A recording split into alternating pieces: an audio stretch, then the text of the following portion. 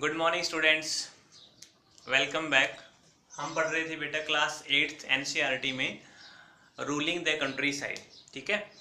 और last video में हमने ये पढ़ा था कि इंडिगो का जो कल्टीवेशन है, जो क्रॉप है, उसको बहुत ज़्यादा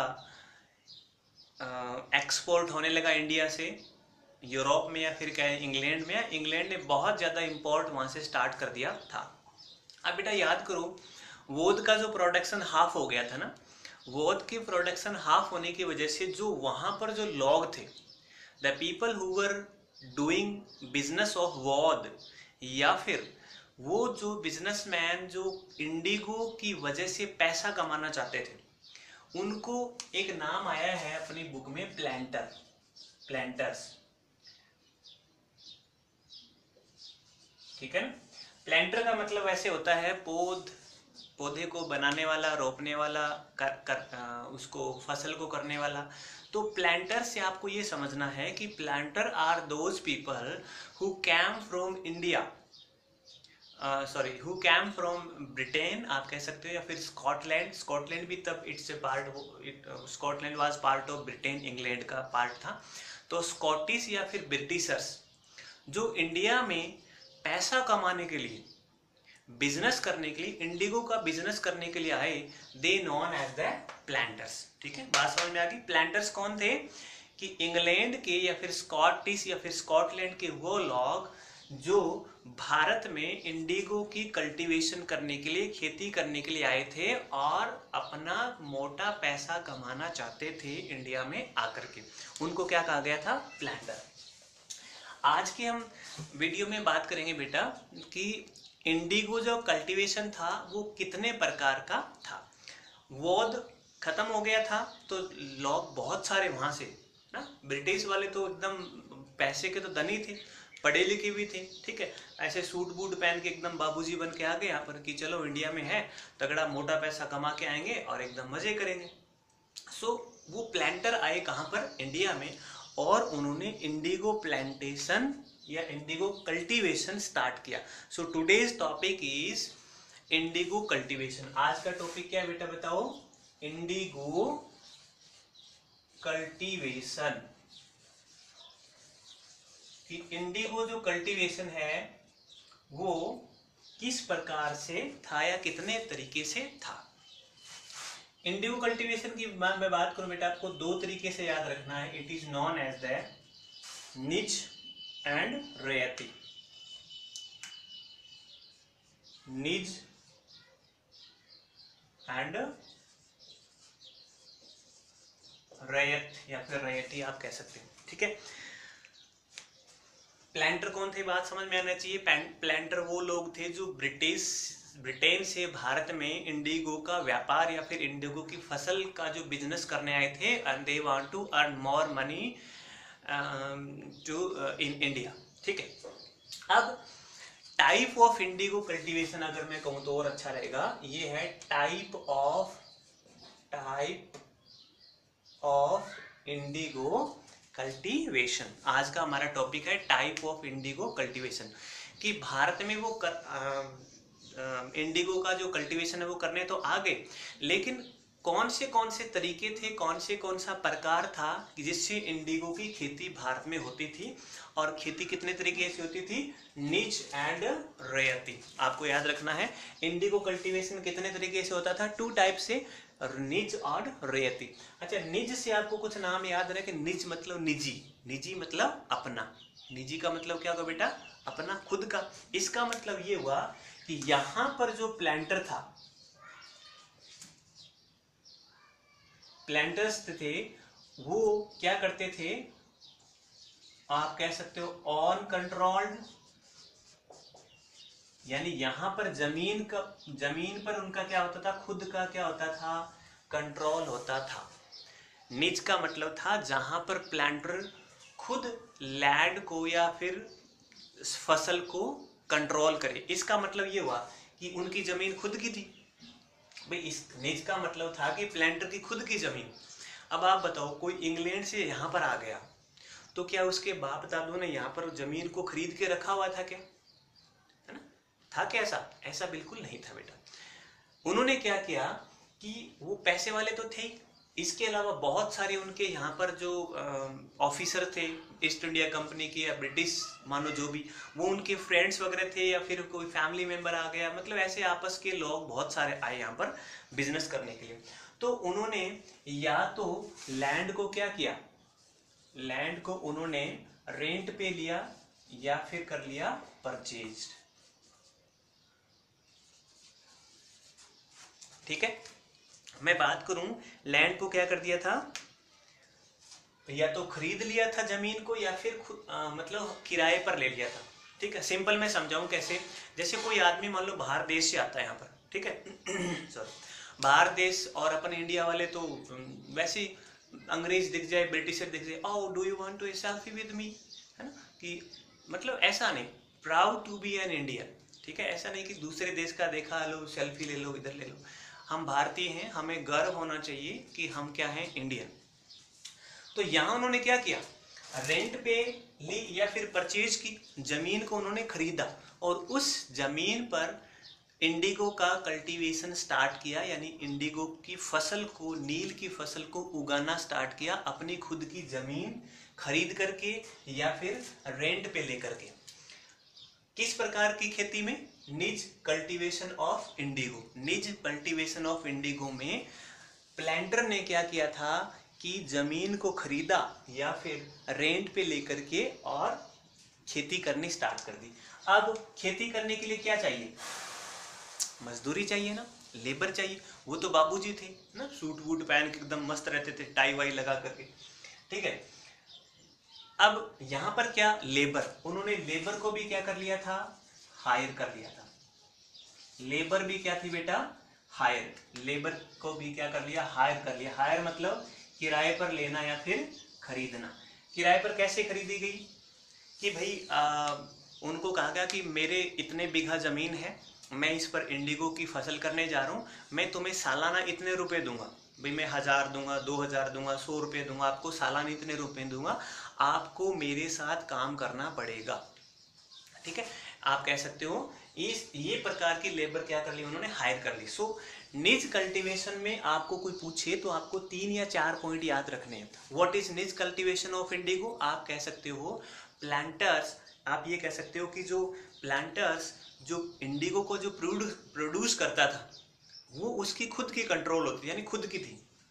ठीक है, कि इन द निज कल्टीवेशन या फिर in the indigo cultivation of nij, planter used to control there used the land used by his own, या फिर आप कह सकते हो जो इंडिगो जो प्रोडक्शन था या जो इंडिगो का जो प्रोड्यूस करते थे वो खुद के द्वारा कंट्रोल होती थी। बात समझ में आई क्या।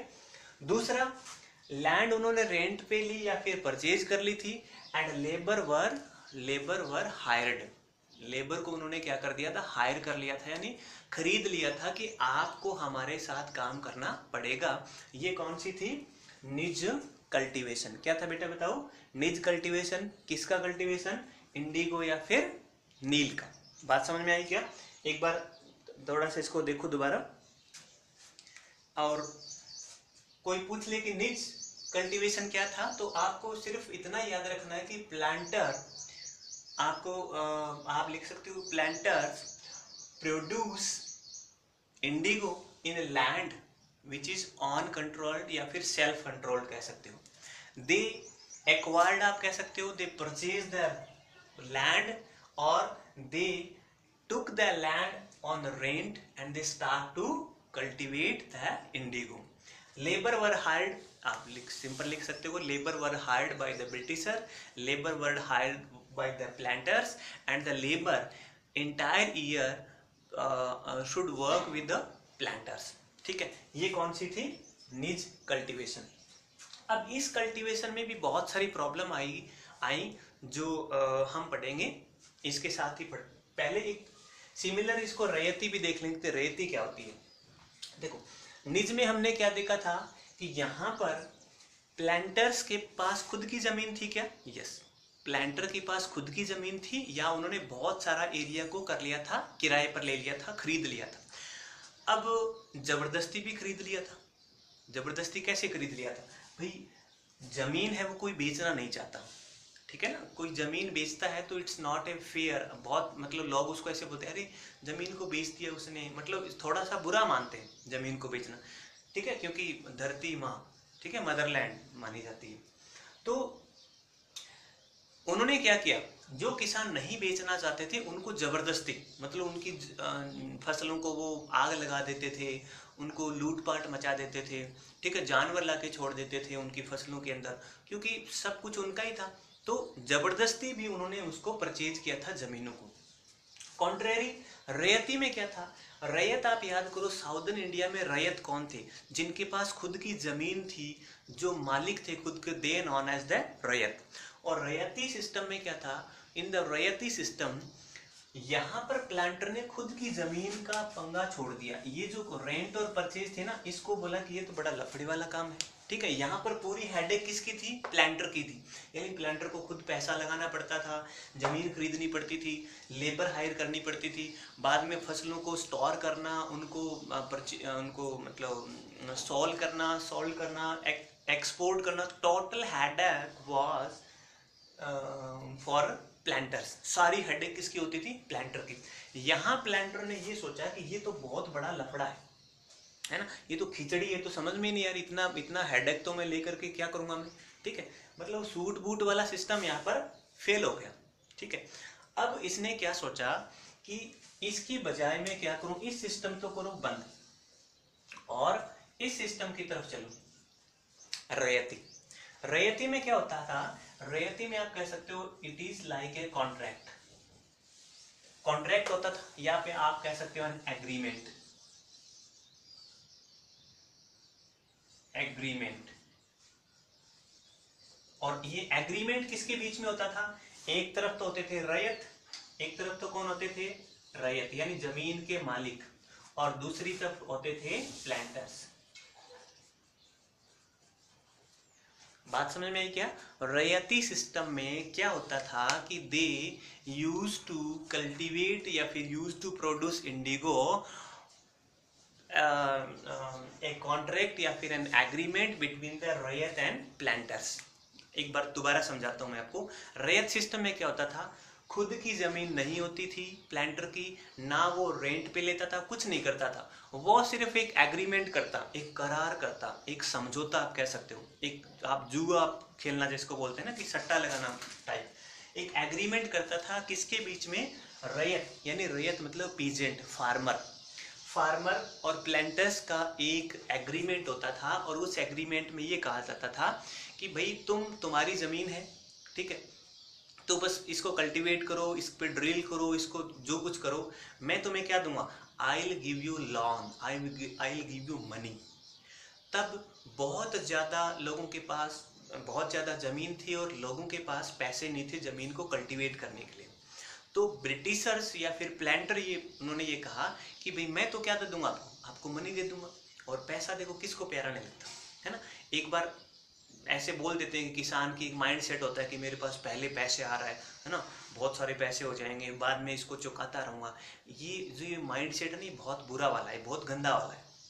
गंदा वाला कैसे है कि वो पैसे वो लेकर के यूज कर लेता है और बाद में उसका लॉन जो है, उसका जो ब्याज आप कह सकते हो, उसका जो इंटरेस्ट है, रेंट जो है, वो कभी चुका ही नहीं पाता, ठीक है। तो एज ए स्लेवरी मतलब एज ए दास बन के रह जाता है वो किसान उस प्लांटर का, ठीक है। यहाँ पर भी यही हुआ, दे एक एग्रीमेंट आप कह सकते हो, contract took place between raiyat farmer और planter, and according to the agreement planter had to pay money या had to pay loan to raiyat और फार्मर, और उस लोन को लेकर के फार्मर क्या करता था, खेती या मतलब फसल उगाता था इंडिगो की। यहाँ पर भी बहुत सारी प्रॉब्लम आई। यहाँ पर क्या होता था कि क्या जमीन प्लांटर की थी, क्या जमीन प्लांटर की नहीं थी, जमीन किसकी थी, रैयत की या फिर जमींदार की। पैसे कौन लगाता था, पैसे लगाने वाला काम कौन करता था, प्लांटर। और आप कह सकते हो वो एक क्या देता था, एक लोन देता था, और लोन लेने वाला कौन था, रैयत था, किसान था। लेकिन ये लोन की जो अमाउंट था वो बहुत ज़्यादा था, इंटरेस्ट बहुत ज़्यादा था, और एक बार लोन जिसने ले लिया वो जिंदगी भर प्लांटर का गुलाम ही बनना पड़ेगा उसको, क्योंकि उसका जो साइकिल ऑफ इंटरेस्ट ऐसा होता था कि कभी भी रैयत उसके लोन को चुका ही नहीं पाता था। फसलें कम होती थी, लोन ज़्यादा हो जाता था, और ये एक प्रकार का मतलब आप कह सकते हो ऑपरेशन टाइप था। ये बहुत ही उत्पीड़न, बहुत ही आप कह सकते हो बुरा वाला, बहुत ही दुखदायी था ये किसानों के लिए। इसमें भी बहुत सारी प्रॉब्लम आई और निज में भी बहुत सारी प्रॉब्लम आई। ठीक है, तो आज आप सिर्फ इतना समझो कि what the nij and royalty system of Indigo. तो टुडे आज हमने क्या पढ़ा? आज हमने पढ़ा बेटा कि type of indigo cultivation. Indigo जो खेती थी, हार्वेस्टिंग था, वो कितने प्रकार का होता है? वो 2 प्रकार का, निज और रॉयल्टी। निज में क्या होता था कि प्लांटर खुद अपनी जमीन परचेज करता था या फिर वो हायर करता था, रेंट पे लेता था, and then start to produce indigo in his land. तो आप कह सकते हो in this niche type of indigo cultivation, in the niche type of indigo cultivation, planter used to cultivate the indigo या produce indigo which is on control या by himself, या कह सकते हो the land या फिर crop controlled by the planter। दूसरा land वो he acquired land या फिर आप कह सकते हो he purchased the land and he also hired the labor for entire year या फिर entire crop, पूरी फसल के लिए वो लेबर को हायर कर देता था और फसलों को उगाता था। किस प्रकार के सिस्टम में? निज सिस्टम में। दूसरी तरफ रैयती की हम बात करूं कि what was the raiyati system, तो आपको याद रखना है रैयती वो जो type of indigo cultivation was a contract between raiyat, आप कह सकते हो फार्मर और प्लांटर, और an agreement between raiyat and farmer, and in this agreement planter had to pay the money और had to pay the loan, या फिर आप कह सकते हो had to took the all expenses या जितने भी खर्चे होते थे ऑफ इंडिगो कल्टीवेशन के। और लोन लेने वाला कौन होता था? रैयत होता था। एज पर एग्रीमेंट जो भी जमीन होती थी उस पर प्लांटर्स को रैयत को प्लांट करना होता था, प्रोड्यूस करना होता था इंडिगो, और उसके बदले में लोन मिलता था किसको? रैयत को।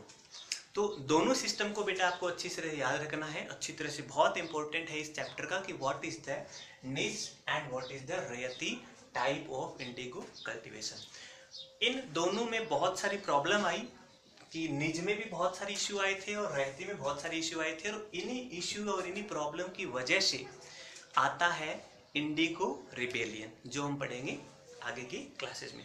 तब तक के लिए बहुत अच्छे